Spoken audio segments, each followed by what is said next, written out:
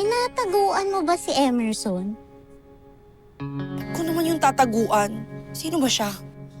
Eh di crush mo. Ew! Yak! Anong crush? Hindi, no? Sus, huwag ka na nga mag-deny. Huling-huli na nga kita eh. Hindi ko nga makatingin sa kanya ng diretso kasi kilig na kilig ka. Okay ka lang ba? Anong pinagsasabi mo? Parang hindi. Gusto mo ilakad kita? Magaling akong matchmaker eh. Nagtrabaho akong Cupid sa perya dati. No thanks. Tsaka wag mo ngang sinasabi yung crush-crush ko yung Emerson na yun. Kadiri! Uy, Tunit, huwag ganyan. Kahit naman hindi kaagwapuhan niya si Emerson, hindi tamang sinasabihan ng kadiri. Manang Sita, hindi mo talaga ako naiintindihan. As in, ambot na lang ganyan yung duha. Bahala. Hindi ako. Ano daw? Ewan ko po dun, deny-deny pa.